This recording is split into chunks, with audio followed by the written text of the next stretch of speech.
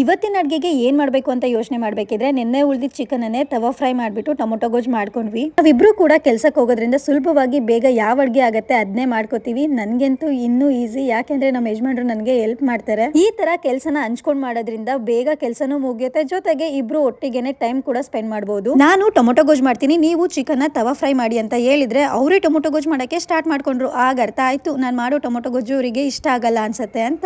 ಕೊನೆಗೂ ಗೊತ್ತಾಯ್ತಲ್ಲ ನಿನ್ಗೆ ಟೊಮೊಟೊ ಗೊಜ್ಜು ಮಾಡೋದಕ್ಕೆ ಬರೋದಿಲ್ಲ ಅಂತ. ಟೊಮೊಟೊನು ಕೂಡ ಬೇಯಬೇಕಿತ್ತು, ಚಿಕನ್ ಕೂಡ ಫ್ರೈ ಆಗಬೇಕಿತ್ತು. ಗ್ಯಾಪ್ ನಲ್ಲಿ ನಾವು ಡ್ಯಾನ್ಸ್ ಮಾಡೋದಕ್ಕೆ ಸ್ಟಾರ್ಟ್ ಮಾಡ್ದೋ.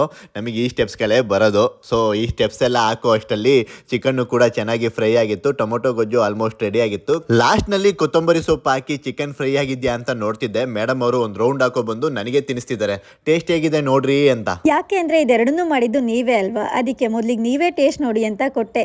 ನೀವು ಮಾಡಿದ ಟೊಮೊಟೊ ಗೊಜ್ಜು ಮತ್ತೆ ಚಿಕನ್ ತವಾ ಫ್ರೈ ನಿಜವಾಗ್ಲೂ ತುಂಬಾ ಚೆನ್ನಾಗಿತ್ತು. ದುಃಖ ಯಾರಿಗ್ ತಾನೇ ಇರಲ್ಲ, ಕೆಲವರು ತೋರಿಸ್ಕೋತಾರೆ, ಕೆಲವರು ನಗುಮುಖ ಧರಿಸ್ತಾರೆ. ನಕ್ಕ ಮಾತ್ರಕ್ಕೆ ದುಃಖ ಮರೆಯಾಗುತ್ತೆ ಅಂತ ಅಲ್ಲ, ನನ್ಗೋಸ್ಕರ ಮಿಡಿತಿರೋ ಇನ್ನೊಂದು ಹೃದಯ ದುಃಖಿಸಬಾರದು ಅಂತ. ಎಲ್ಲರ ದಿನ ಶುಭವಾಗಲಿ, ಎಲ್ರೂ ಖುಷಿ ಖುಷಿಯಾಗಿ ಇರಿ.